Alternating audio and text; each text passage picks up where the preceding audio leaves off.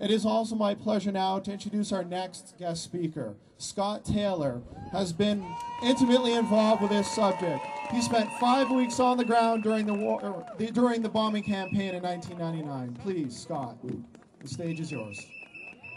Good afternoon. Dobar dan.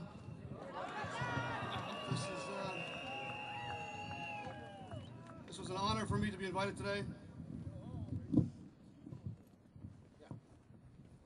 And I'm certainly proud to be here, but it was a difficult decision for me to make as a reporter who covers the Balkans, because people will say they're coming to a rally is going to label me as being pro-Serbian. Now, I have to say, in all my times of covering this and coming up to speeches, etc., I can say that the Serbian people have never asked me to speak on their behalf. All they've ever asked is for me to speak the truth.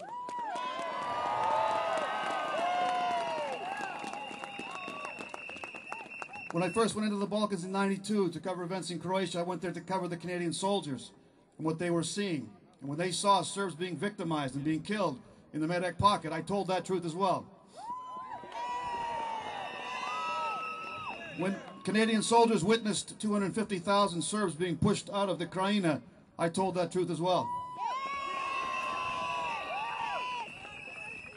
When NATO falsified their justification to bomb in 1999, I didn't just sit here, I went into Serbia. Even though I have a military magazine, Canadian Air Force was flying the missions, I went into Serbia to report on the suffering of the Serbian people, because that was also a truth.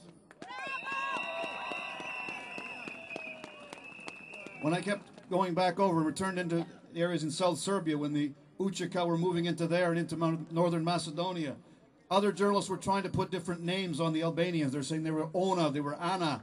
Nobody told the truth that this was the Ucheka, the same KLA that were in Kosovo. People wanted to believe these were different conflicts, but I went in there, and you know who told the truth? It was the Albanians themselves. Had no qualm about saying that they were Ucheka fighters and they were fighting for Greater Albania. But for some reason, the Western media didn't want to tell that truth.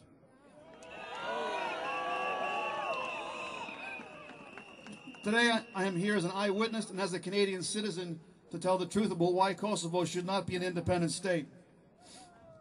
Kosovo cannot be independent economically. It's dependent upon foreign aid, hundreds of millions of euros each year. The average income in Kosovo is about 1,800 euros per person, and unemployment is 50%. Of that, they now say, the international community, that 25% of Albanians are now, for the first time in their lives, paying for utilities. That's because 25% of the Albanians in Kosovo work for international companies, and that money is deducted at source.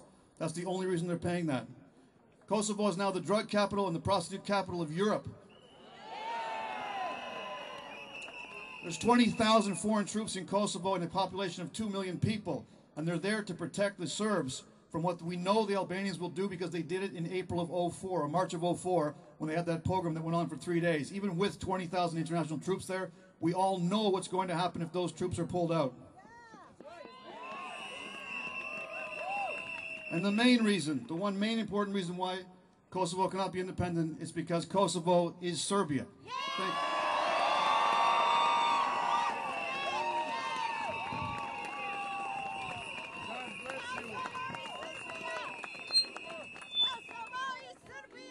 Kosovo je Srbija.